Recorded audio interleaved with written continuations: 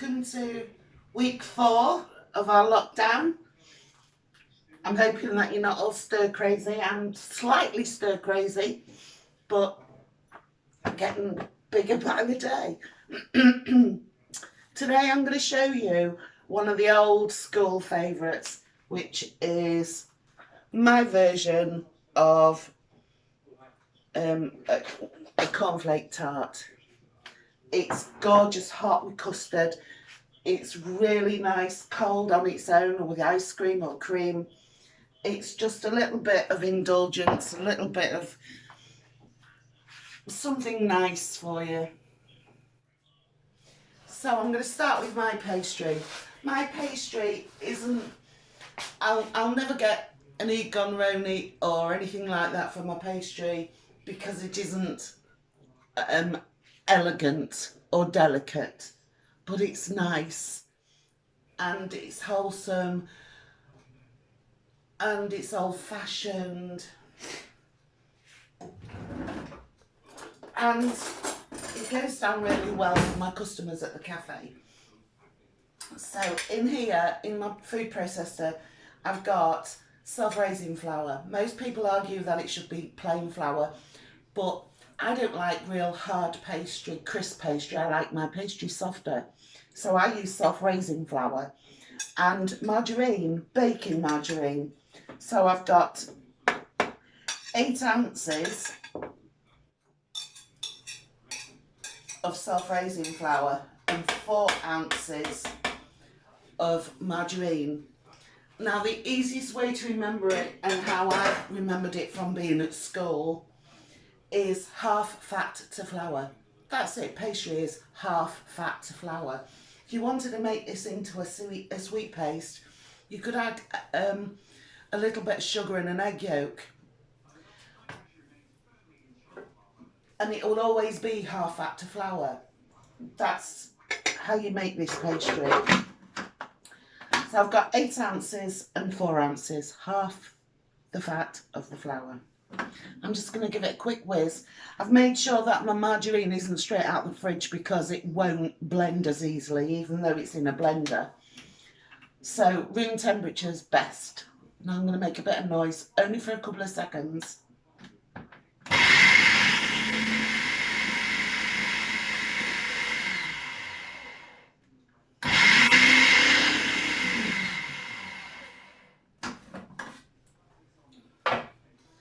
And that's it. Now any cook will tell you, any chef, you want it breadcrumbs, like breadcrumbs. Okay.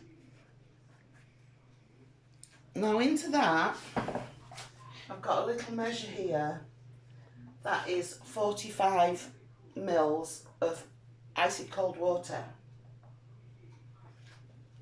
I'm not going to pour it all in because I might not quite need that much, or I might need a little bit more. I'm just going to do a bit at a time and just stir it with my knife very gently.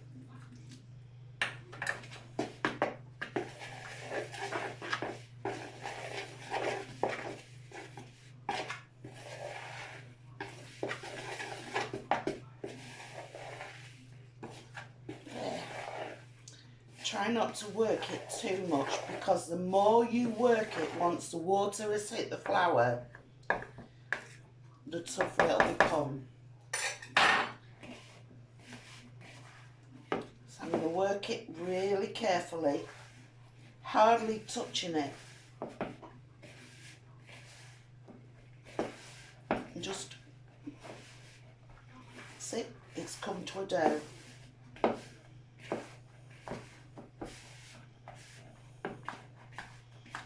Now, if you want to do this properly, you're supposed to leave this to rest now for half an hour. I don't. I'm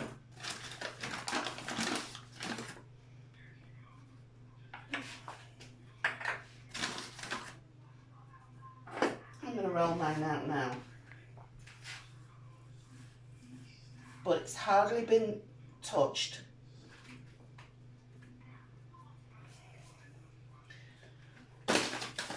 And that will mean that my pastry will be nice and soft. And roll it out carefully. You want it a bit bigger than the tin you're going to use. Try and keep it round, and then you'll have less waste.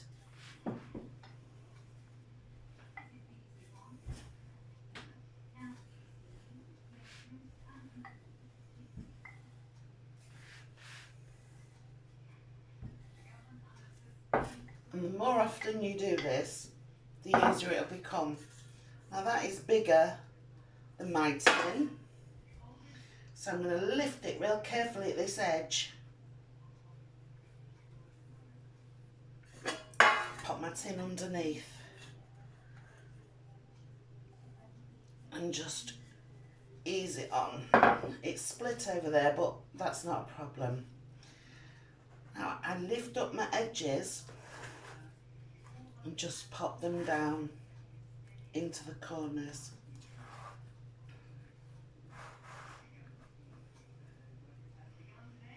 Alright, I've missed a little bit over here, but that's okay because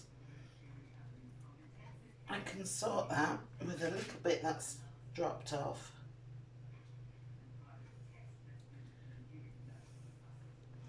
Make sure it's down in all the edges, otherwise it's going to bubble up when you're cooking it.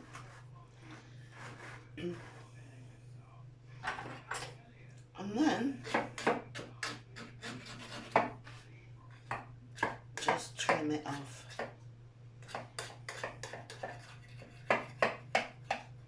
Remember, handle it as little as possible. I've got a little bit left over that I might make something else with in a minute.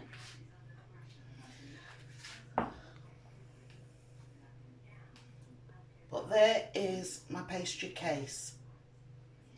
Now you need to bake this blind in the oven on about 160, 170 or 4 or 5 gas mark.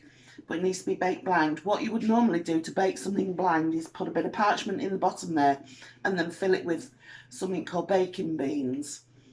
But I haven't got any baking beans. You can use dried peas if you've got dried peas, but I haven't got any of them either. All my baking stuff's over at the cafe.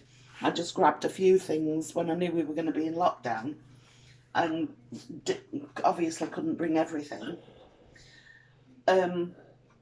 So I'm just going to pop this in the oven. Now it might raise a little, but that's because I've used self-raising flour. So I'm going to pop this in the oven now for 15 minutes and then get on with the topping.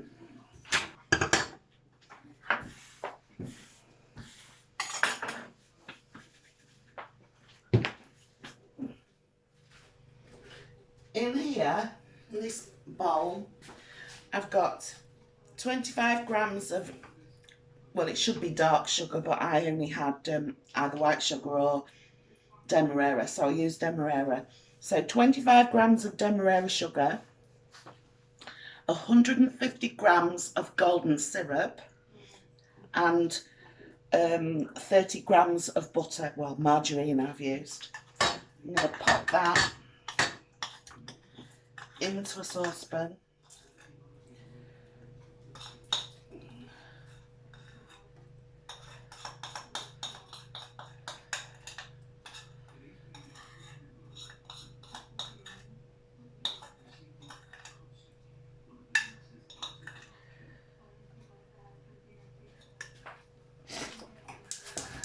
And turn it on because I need the butter to melt.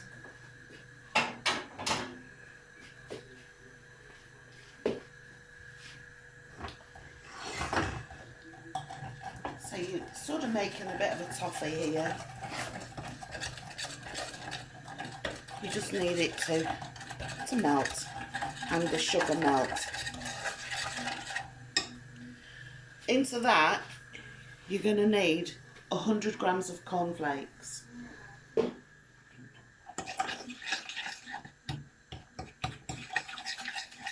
Well, this just takes a few minutes. Not very long at all. It was certainly not the 15 minutes it takes to bake, blind bake your pastry. But as soon as all that's melted through, you can feel if the sugar's melted when you're stirring it, and you can see that the butter's gone. Then you add your cornflakes. And you turn it down. And you need to make sure all these cornflakes are coated.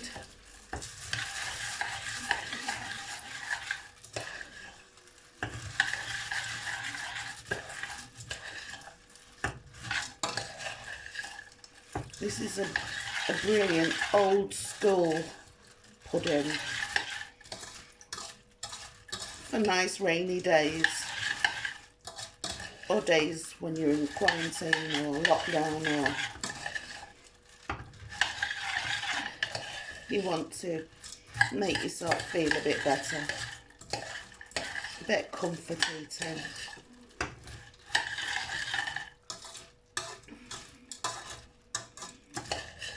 I think they're all coated now,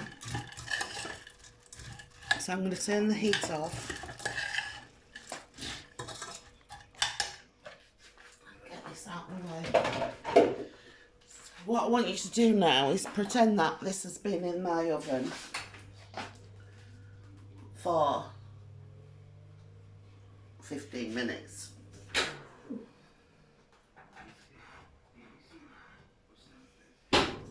So,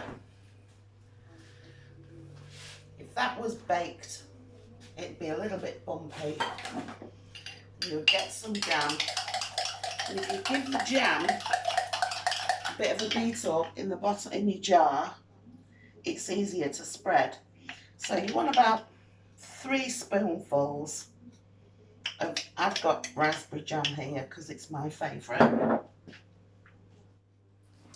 And just give that a spread around.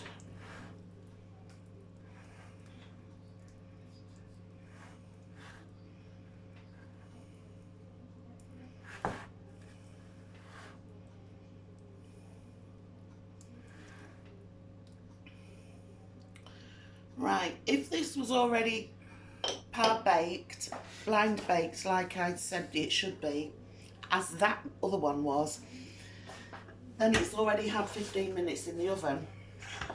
So now this is what you need to be doing. That was a hint for my cameraman to get over here. This now goes into the pastry case. Give it a spread around.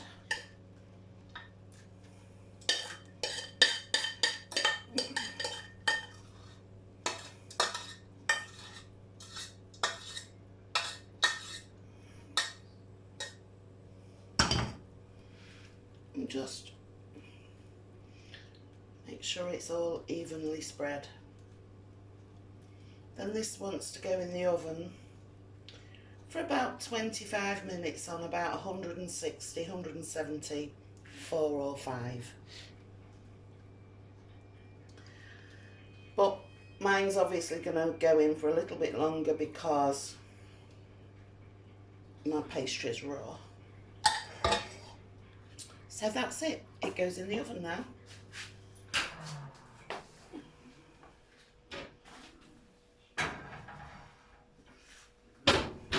25 minutes. Then it's done. Then if you want to take it out of the tin like I did, leave it to go cold. If you leave it to go cold, it's easier to get out. If you're going to try and get it out hot, you could end up with some of that hot jam spilling on yourself, which would hurt, believe me, or it might break. So leave it to go cold, then take it out the tin. If you're going to eat it straight away, cut it in your tin, serve it from that, and enjoy. So I hope you've enjoyed that one. I hope you try, give it a go. I know my son-in-law is going to be very pleased with his mother-in-law now, because that's his. The one in the oven's mine and husband's. Anyway, take care everybody, stay safe, stay indoors, keep washing your hands, do everything the government are asking you to do at the minute. Okay, next time, see you soon, bye.